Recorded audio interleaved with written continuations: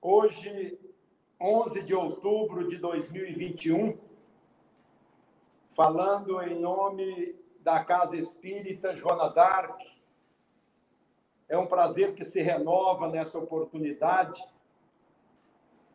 Queria agradecer o convite feito pelo José Roberto, quando ele nos convidou para fazer esta apresentação. No primeiro momento, a gente tem vontade de dizer, não, inventar uma desculpa. Segunda-feira, véspera de feriado. Mas aí a gente lembra de um passado não muito remoto e que o José Roberto me fez lembrar com bastante força, porque nos idos dos anos 80, eu iniciava uma profissão nova, que dependia muito da fala, que depende muito da oratória, que depende da exposição das ideias de forma coordenada, convincente.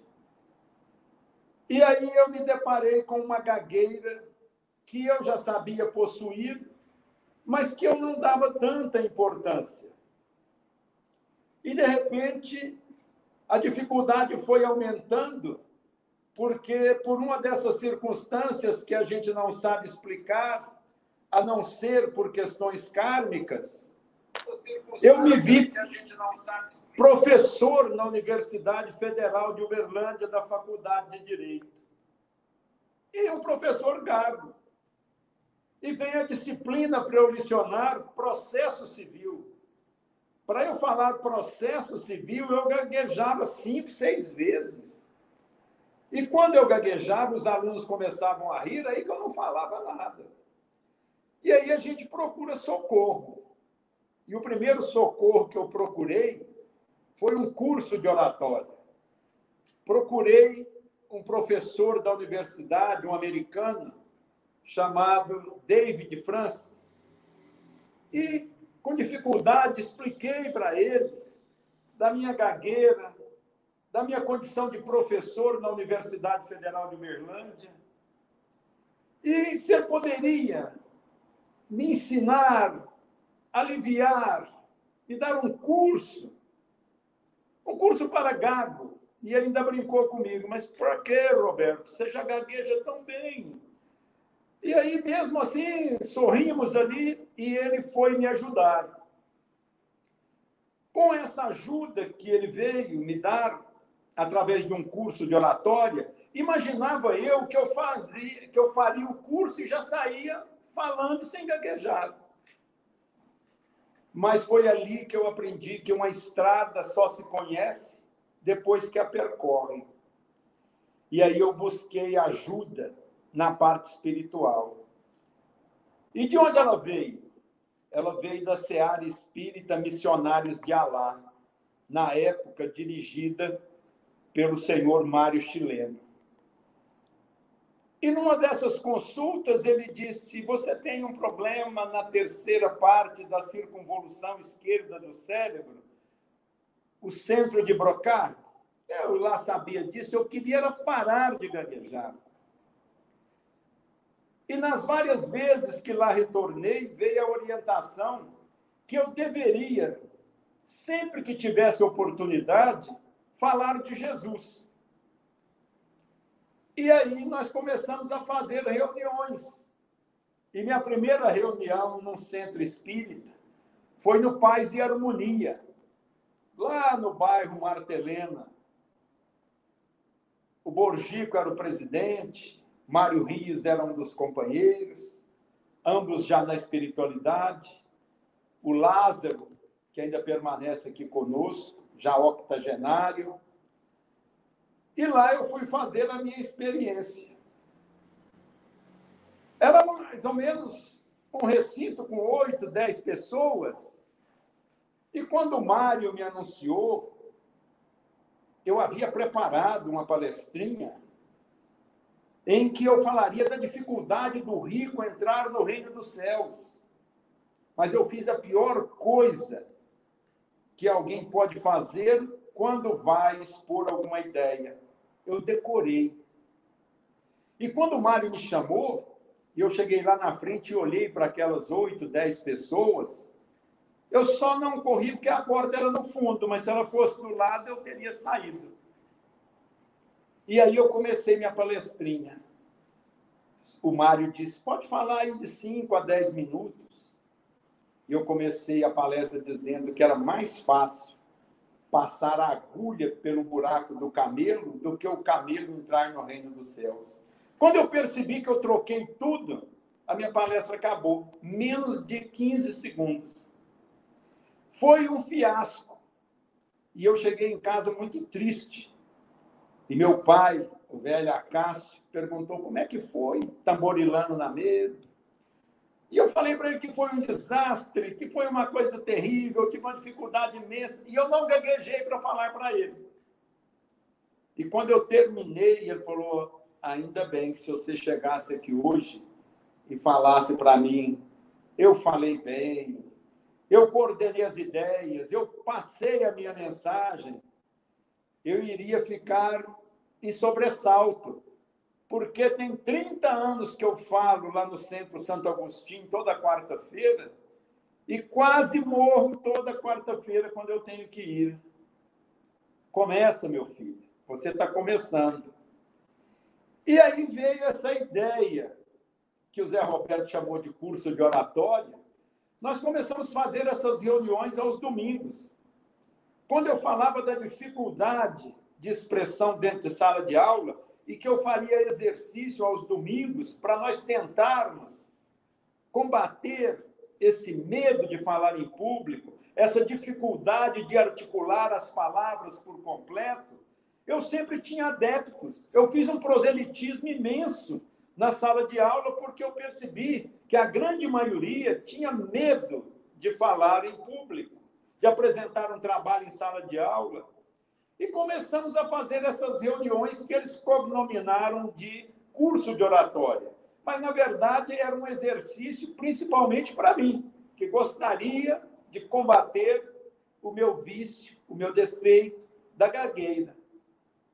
A gagueira acabou? Não, não acabou. Vez por outra eu gaguejo, só que agora eu começo a rir de mim mesmo quando gaguejo. Isso é uma superação.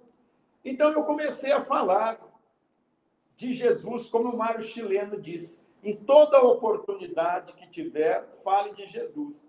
Então, quando o José Roberto me chamou, eu queria monossilabar, não, mas eu lembrei e monossilabei, sim, eu vou falar. Roberto, você gostaria de falar sobre o quê? Eu gosto muito da terceira parte do Livro dos Espíritos, que trata das leis morais, em que Kardec, questionando aos espíritos, menciona ali as 10 leis do progresso. Essas leis são leis naturais. Alguém compara com o Decálogo? Tem tudo nela, está contido? Sim. Mas nessas leis, ele pergunta aos espíritos, então para que tantas outras leis? Se nós temos as leis naturais, imutáveis, por que nós precisamos de leis humanas? Porque se todos nós obedecêssemos às leis naturais, dizem os espíritos em resposta a Kardec, nós não precisaríamos de uma legislação tão intensa como existe hoje. Porque o homem, se ele cumprisse todos esses ensinamentos das leis naturais, não teria necessidade de nenhuma outra lei. Por exemplo, a lei de adoração, a lei de amor, a lei do trabalho, a lei de reprodução, a lei de conservação, a lei de destruição, a lei de sociedade, a lei do progresso, a lei de igualdade, a lei de liberdade, a lei de justiça, de amor e de caridade. Se nós praticássemos, obedecêssemos essas leis, nós não precisaríamos nos preocupar com nenhuma outra lei. Teria respeito entre as pessoas, nós não ultrapassaríamos as fronteiras do nosso direito para atingir o nosso semelhante. Mas então vem a necessidade de criar-se essa quantidade de lei para que o homem possa viver em sociedade. E aí eu escolhi para nós conversarmos sobre a lei do progresso. Mas eu não gostaria de começar falando da lei do progresso, que está no Livro dos Espíritos, escrito há pouco mais de um século e meio. Eu gostaria de falar da lei do progresso, pregada por Heráclito, um filósofo pré-socrático, que viveu muito antes de Jesus, cerca de 500 anos, em que ele deixou várias frases célebres. Entre elas, eu gostaria de citar duas. Ele disse que na Terra nada é permanente. Nada é permanente, exceto o progresso. Então, o progresso é permanente, na visão de Heráclito. Heráclito é aquele autor da frase muito conhecida nos nossos dias, em que um homem não toma banho 2 vezes no mesmo rio. Porque quando ele vai, não é o mesmo rio e nem ele é o mesmo homem.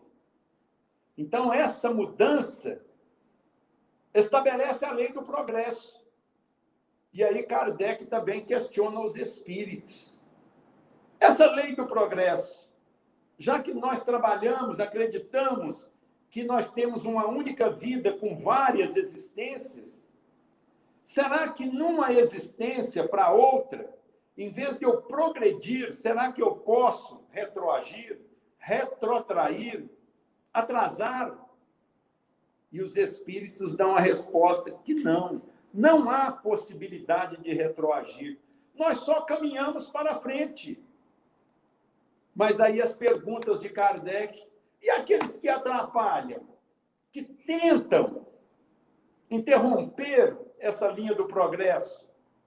O homem tem esse poder de paralisar o nosso progresso? Respondem que não. Mas ai daqueles que tentam impedir, porque eles serão castigados por Deus. Pergunta 781, no desdobramento da linha A.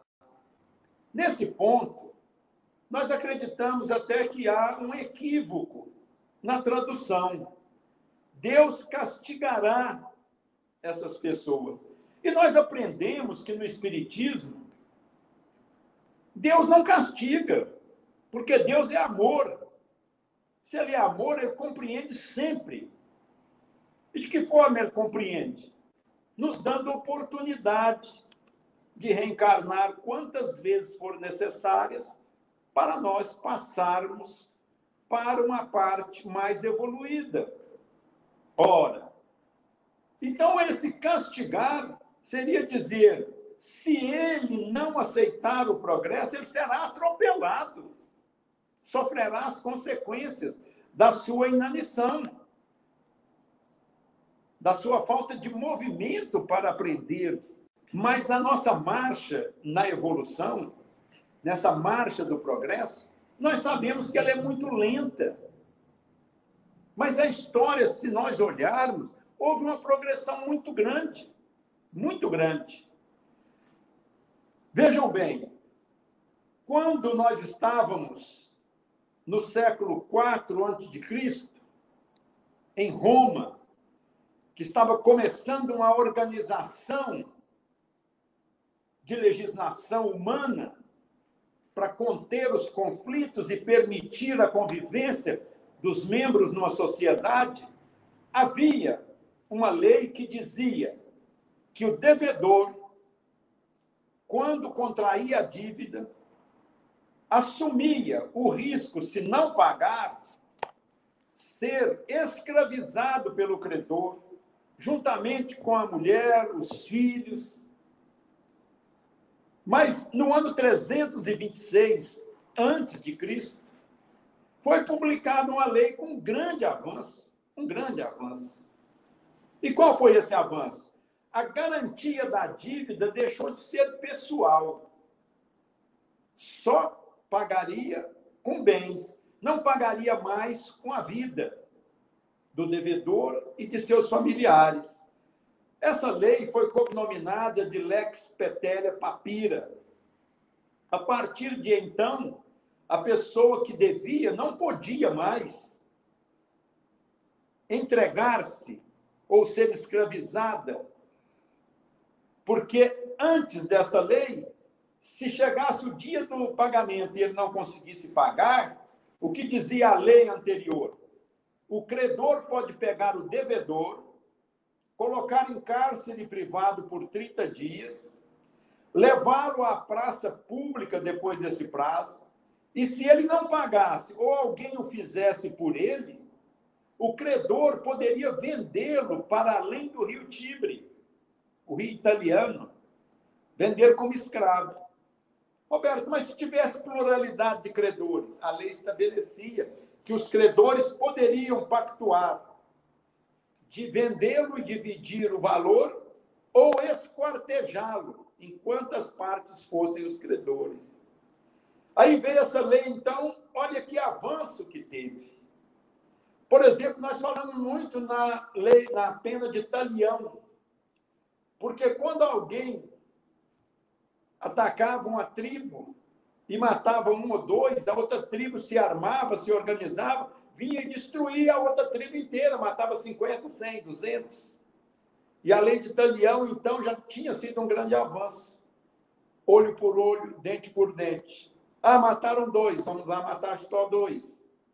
Nessa proporção. Então, esse direito vem evoluindo ao longo do tempo, registrando a marcha do progresso, para fazer com que nós venhamos a sonhar que um dia não precisaremos dessas leis humanas e ficaremos com as leis divinas, as leis de Deus, as leis naturais, aquela que respeita o seu semelhante. Ah, mas é muito difícil. Fala o decálogo para mim. Ah, amar a Deus acima de todas as coisas, não matar, não roubar, e etc, etc. Mas isso é meio complicado. E aí vem Jesus para simplificar tudo. Jesus diz que esses mandamentos, psicografados em pedra por Moisés, e todos os profetas que vieram depois, podem ser resumidos em 2 mandamentos. Amar a Deus acima de todas as coisas e o próximo como a si mesmo. Olha que coisa impressionante, que capacidade de resumo que Jesus nos deixa. Amar a Deus acima de todas as coisas e o próximo como a nós mesmos. É fazer ao nosso semelhante o que nós gostaríamos que nos fosse feito. Mas Kardec não para por aí, pergunta aos espíritos, então qual que é o maior obstáculo ao progresso? Qual o maior obstáculo ao progresso do ser humano? E os espíritos respondem: é a existência do orgulho e do egoísmo. O orgulho é aquela pessoa altiva, soberba, vaidosa, arrogante, aquela pessoa que despreza o seu semelhante, aquela pessoa que, quando se vê bem economicamente, bem de saúde, num status, ele acha até que tem poder sobre as outras pessoas. Esse orgulho é um arraso. Ele atrapalha, é um empecilho, é um estorvo na nossa caminhada progressiva. E o egoísmo? O egoísmo é aquele amor exagerado aos nossos próprios interesses, a despeito de outro. Vejam bem, ele resume 2 coisas que atrapalham muito o nosso progresso, que nós precisamos combater, que é o orgulho e o egoísmo. Quando nós pegamos o Evangelho segundo o Espiritismo, capítulo 11, no item 11, nós vamos ver que o título é o egoísmo. E a mensagem começa dizendo que o egoísmo é a maior chaga da humanidade. Ninguém gostaria de ter uma chaga. E, às vezes, quando tem, procura esconder. E ele é o maior empecilho que nós temos. Ele obsta o nosso progresso. E por que nós vamos percebendo essas dificuldades? Porque nós fazemos uma introspecção, tentamos olhar para dentro de nós mesmos e vamos vendo a necessidade de ir ajustando primeiro as leis humanas para nós chegarmos a utilizarmos as leis de Deus, as leis naturais, para não ser precisos. Vejam bem, nós tivemos aí há pouco mais de 20 anos a Lei Maria da Penha. Foi necessário que várias, inúmeras, talvez milhares de mulheres sofressem lesões de ficarem inválidas para que surgisse uma Maria da Penha que na cadeira de roda levantou uma bandeira e o Congresso legislou esta lei.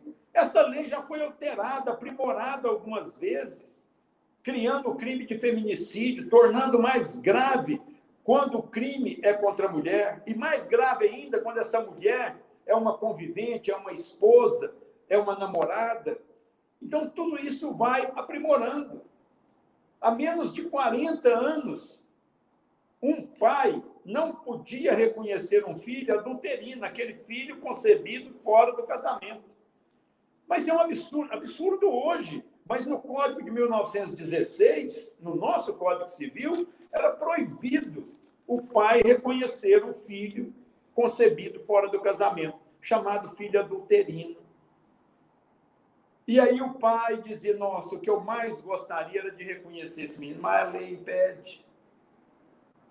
Será que era isso mesmo? Começaram a perceber que estavam punindo o nascituro, a criança, o adolescente, pelo erro dos pais. E no registro de nascimento vinha dizendo se ele era filho legítimo, se era filho natural, se era filho adulterino. Mas a legislação foi aprimorando. E o pai pode reconhecer o filho adulterino. Não coloca-se mais no registro que tipo de filiação que é. E agora, nos últimos 2 anos, tivemos ainda a filiação afetiva. A pessoa pode ter um pai biológico, mãe biológica e pais afetivos, inclusive com direitos sucessórios. Então, essa evolução vem aumentando. O Brasil demorou mais de 20 anos discutindo a lei do divórcio, que só veio em 1977, em junho daquele ano. E um argumento espírita muito forte na bancada fez com que viesse a lei. Qual foi? Dizendo que o divórcio não viria para separar casais. O divórcio era para legalizar casais separados. Foi o primeiro grande avanço. Então, nós estamos percebendo que a nossa mudança legislativa vem se aprimorando. E isso faz nós acreditarmos que, num futuro, ainda que longe, nós não precisaremos mais dessas leis, porque haverá respeito entre as pessoas.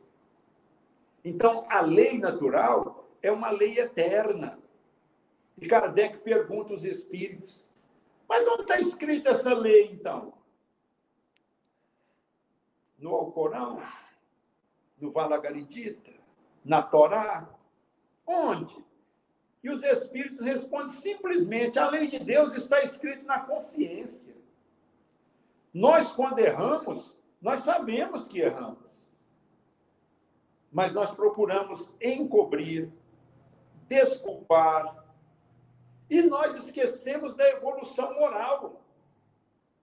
E na visão espírita, a evolução moral é a regra de bem proceder.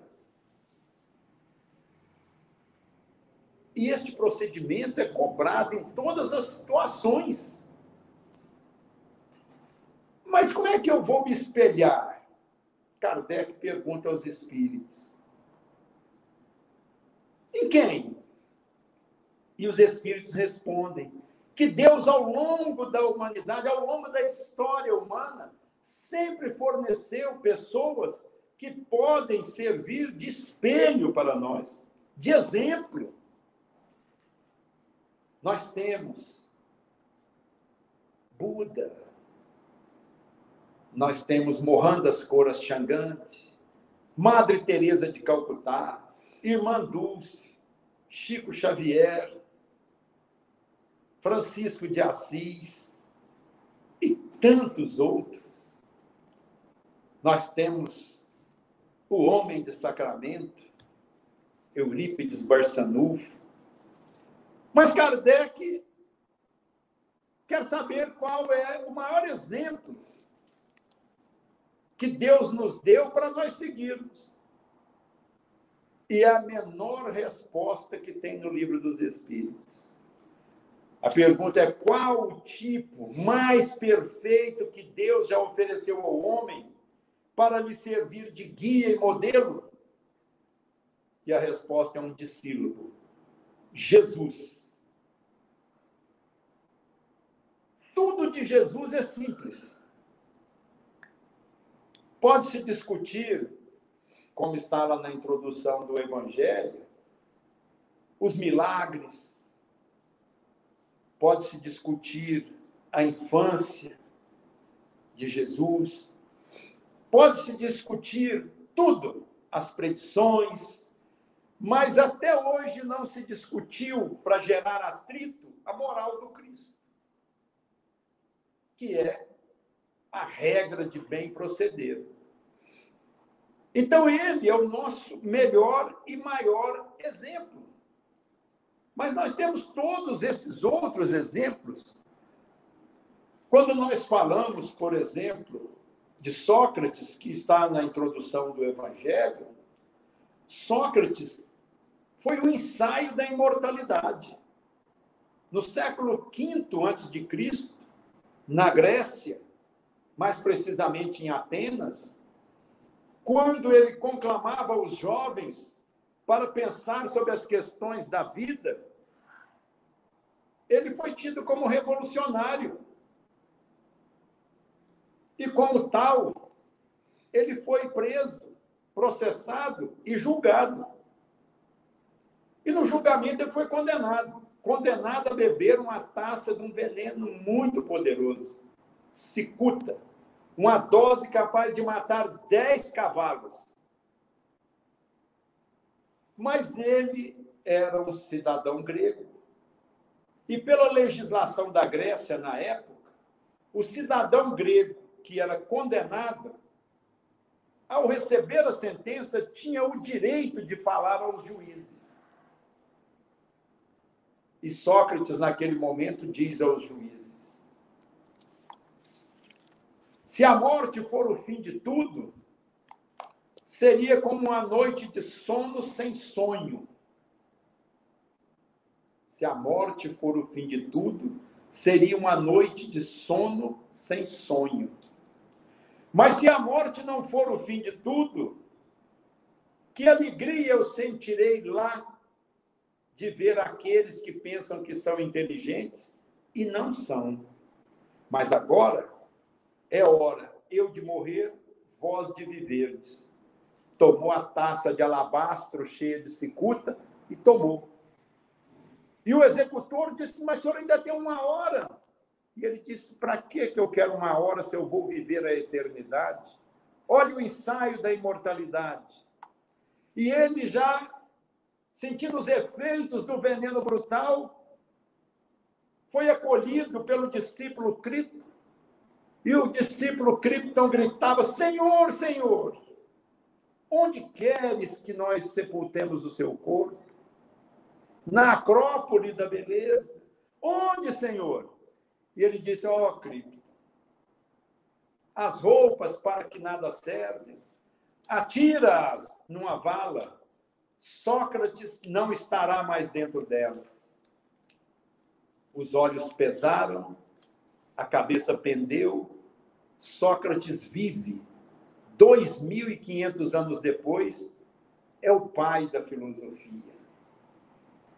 Madre Teresa de Calcutá dedicou a vida cuidando de pessoas pobres, abandonadas, doentes, principalmente leprosos.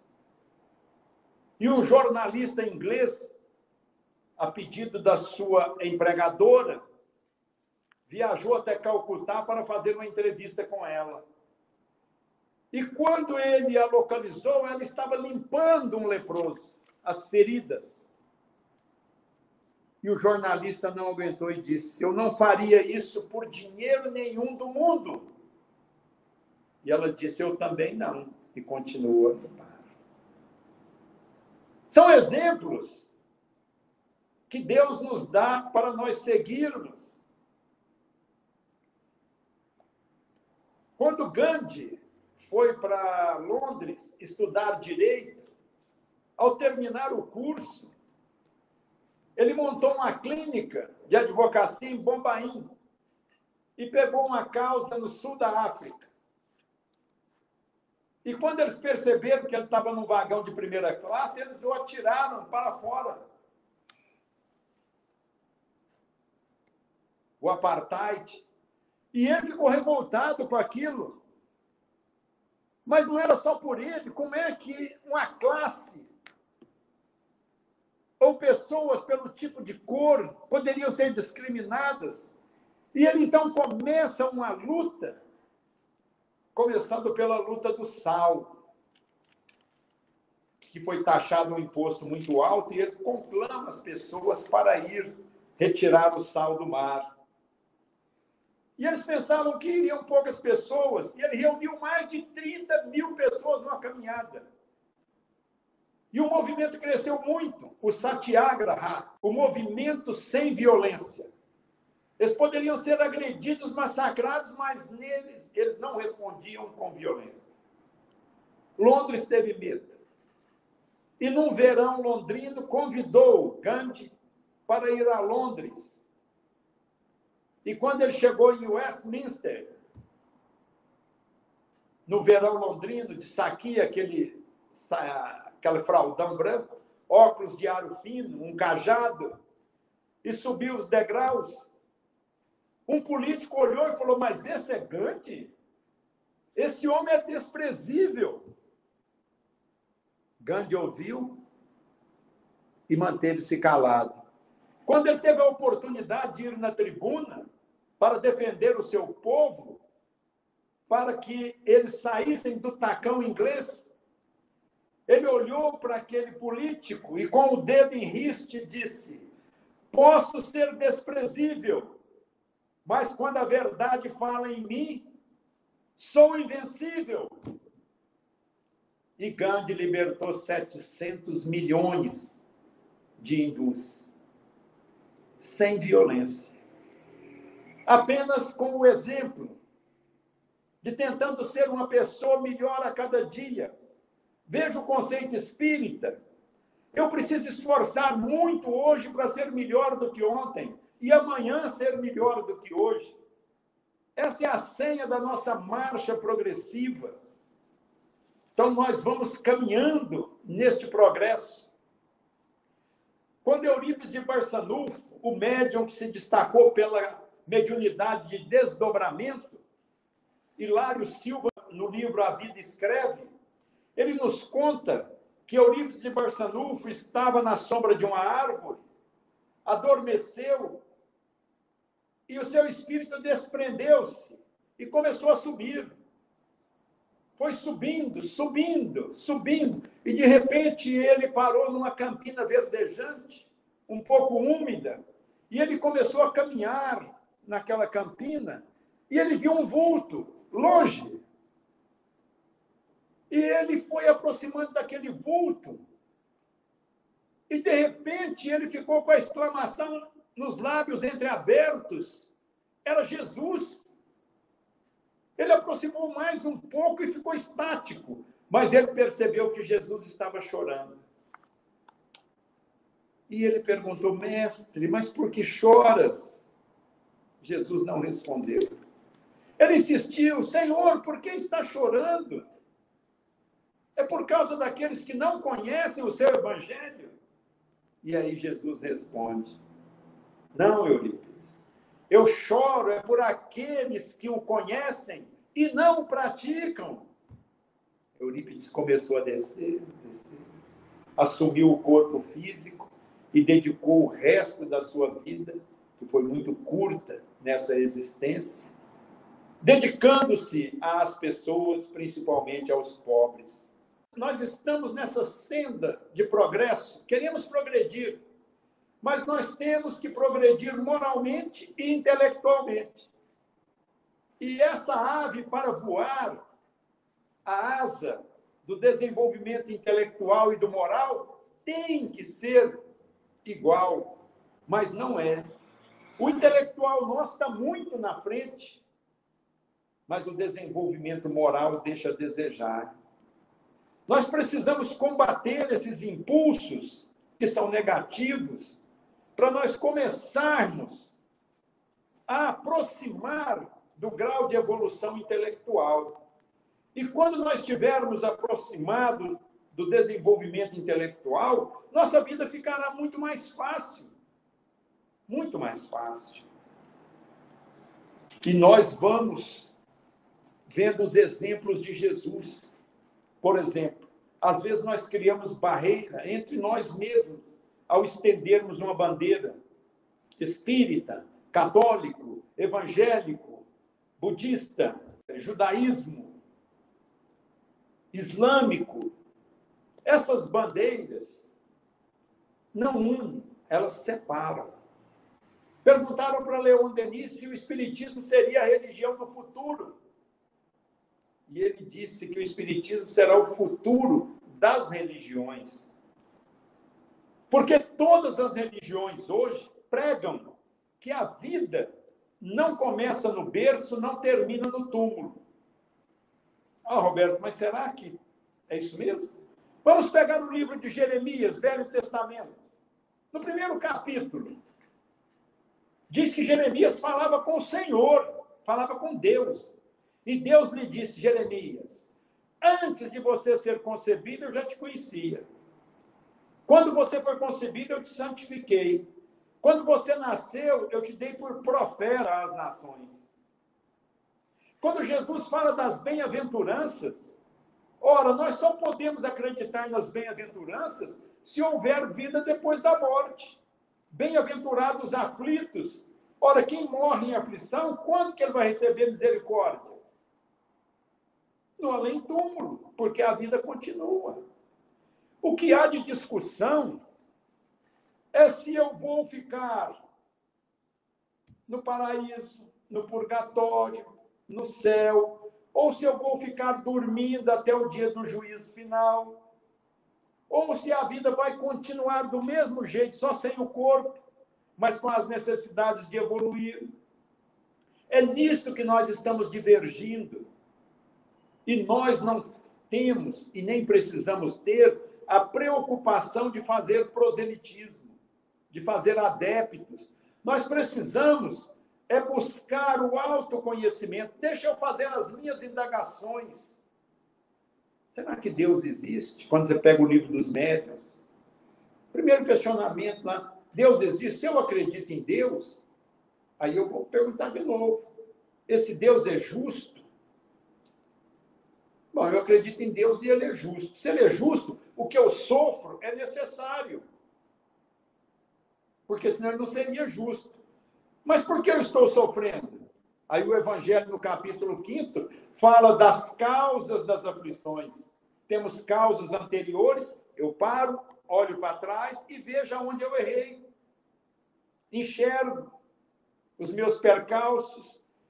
São as causas atuais das nossas aflições. Mas quando eu olho e não vejo as causas, o Evangelho nos explica que as causas são anteriores às nossas aflições. Umas são atuais, eu lembro, e outras eu não lembro. Por que que elas existem? Porque Deus é justo. Ninguém, quando eu falo eu estou sofrendo demais, eu estou cometendo uma heresia. Eu estou dizendo que Deus não é justo.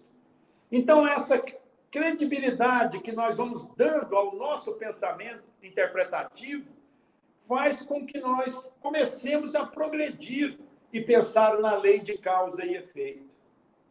Por mais que se fale sobre ela, quem mais simplificou foi Jesus. A sementeira é livre. A colheita é obrigatória. Ora, se nós sabemos, por acreditar em Jesus, que tudo que eu plantar eu vou colher, até para demonstrar a minha racionalidade, eu preciso plantar coisas boas para colher coisas boas. Um outro exemplo que eu gostaria de dizer de uma pessoa que era rica, príncipe, e abandonou tudo para buscar o nirvana, para buscar o estado de consagração, e ele enxergou a pobreza humana, as dificuldades. Buda, certo dia, estava numa clareira natural do Himalaia, naquela hora em que a tarde se veste de ouro e sangue para saudar o anoitecer, e diante dele uma multidão, e Buda medita.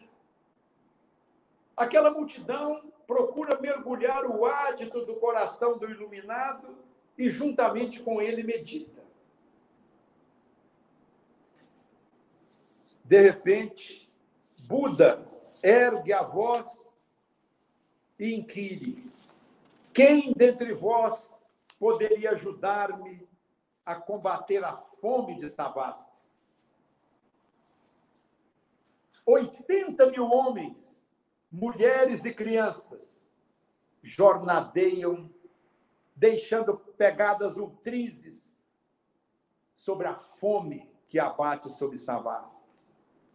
Quem dentre vós poderia ajudar-me a combater a fome de Savastra? Há um silêncio profundo. Poder-se-ia ouvir a onomatopeia dos ventos nos ramos dos arvoredos. E Buda novamente inquire. A sua voz agora é triste. Quem dentre vós poderia ajudar-me a combater a fome de Savastra? Barba-pau, banqueiro, põe-se de pé e diz: meu senhor, todos me conhecem, sabe que eu detenho uma grande riqueza, mas eu tenho muitos compromissos com propriedades, com empregados. Eu gostaria de excusar-me da tarefa de ajudar. A noite agora havia chegado. E Buda novamente inquire: quem dentre vós poderia ajudar-me a combater a fome de Savastra? Genzen, o general do rei, em atitude marcial, põe-se de pé e diz: meu senhor, todos sabem que eu sou o guardador dos celeiros do rei. Estão abarrotados de cereais, mas eles são destinados a proteger as fronteiras da nossa pátria, dando alimentação aos nossos soldados. Compreenda-me, senhor. Gostaria de excusar da tarefa de servir. A noite agora era um veludo triste. Buda entreabre os olhos que pareciam duas estrelas no pálido céu do seu rosto e novamente inquire: quem dentre vós poderia ajudar-me a combater a fome de Savastra? Uma jovem, unindo as vestes rasgadas sobre o corpo, pôs-se de pé e disse: meu senhor, eu irei ajudar-te a combater a fome de Savastra. Tu, Supriya, a filha do mendigo, tão jovem e tão pobre, que tens tu para dar? Retrucaram Barba-pau, o banqueiro, e Genzen, o general do rei. E a jovem disse com voz forte: eu tenho juventude e tenho coragem para ir à casa de cada um daqueles que aqui estão e rogar a oblata de misericórdia, a códia de pão, para auxiliar os famintos de Savastra. E naquele ano, não houve fome em Savastra, porque tinha uma jovem com coragem para combater a pobreza. O que eu gostaria de ressaltar é que nos últimos 3 anos, nós temos visto de forma intensificada, nos cruzamentos mais movimentados de nossa cidade, e por que não dizer de todo o país, pessoas com cartazes dizendo: sou venezuelano, estou com fome, me ajude, tenho 3 filhos, e às vezes você vê os filhos do lado. E às vezes nós subimos o vidro do carro quando a pessoa aproxima para pedir a moeda. Qual a diferença dessas pessoas conosco? Nenhuma. Naquele momento, nós nos encontramos juntos nos braços de Jesus.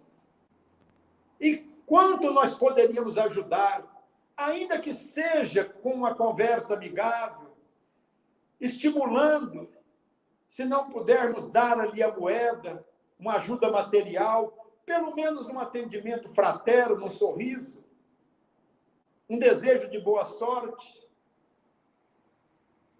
que nós, hoje, nessa lei do progresso, nesse 11 de outubro de 2021, nós possamos pensar muito na necessidade de progredirmos. Progredirmos, principalmente, na forma moral, que é proceder de acordo com os ensinamentos do Cristo. Comece o seu dia dizendo: hoje eu vou oferecer o meu dia para Jesus, todos os atos.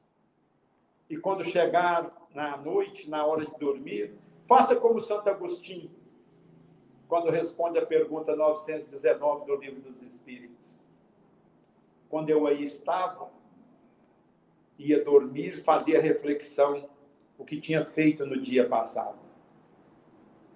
Aquilo que eu errei, eu procurava recuperar imediatamente. E aquilo que eu havia acertado, eu procurava aprimorar ainda mais. Que nós possamos fazer essa reflexão todo dia, oferecendo os nossos atos para Jesus. Certamente teremos vergonha de oferecer muitos deles no dia que se passa. Que Jesus possa nos amparar, nos encher de força, coragem, de ânimo. O nosso agradecimento a todos vocês.